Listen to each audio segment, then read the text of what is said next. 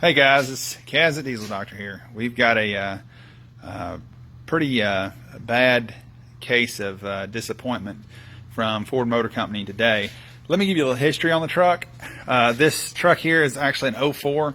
I think the customer told me that the engine was replaced at 65,000 miles. And let me see if I can find the valve covers and some of the parts for you. But anyways, it's only been in this truck for 40,000 miles. Matter of fact, let's walk back here. As you can see on the ground, anytime you see this sticker when you're buying it, it says remanufactured engine.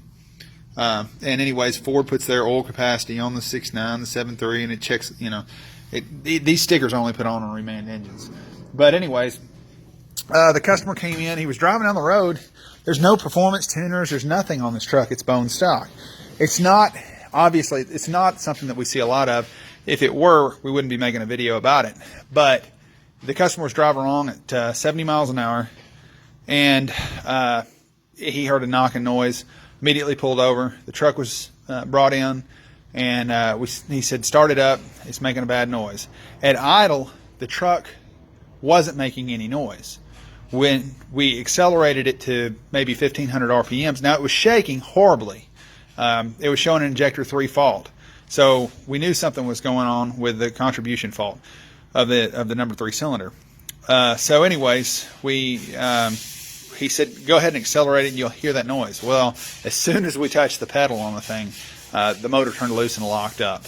So we called the customer for repair, and this is what we found.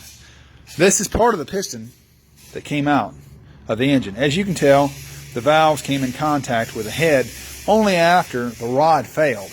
If you look down in the cylinder, you can actually see back right there is part of the rod and the wrist pin. It completely turned loose, and I hear tell there's part of the bed plate. I believe it's on the other side. It's got a chunk missing out of it, but I'm not sure where it's at right now without my flashlight. But anyways, you can see that the skirt on the number 3 cylinder is also a piece of it's missing. And again, I'm sorry because I wish I had my flashlight on me. But anyways, there's a piece of that skirt that's missing at the very top of the cylinder. You can see it right there. So this was catastrophic failure. This was a number, like I said, this was a Ford Reman engine. I cannot begin to tell you why I hate Ford Reman engines. There's just so many reasons not to buy a Reman Ford engine. You can do much better than that. You can do much better than Jasper. And I'm not just saying that because we build all our own engines in-house and we've got the machining equipment to do it. But I hate to see somebody get ripped off. And when these things come in with a Reman engine, I would just, to be honest with you, I would rather have somebody that had a bad engine that would bring it to us with an unmolested block than one from Ford because of plasma welding and many reasons. But anyways, you can see again the failure from this engine from Ford Motor Company.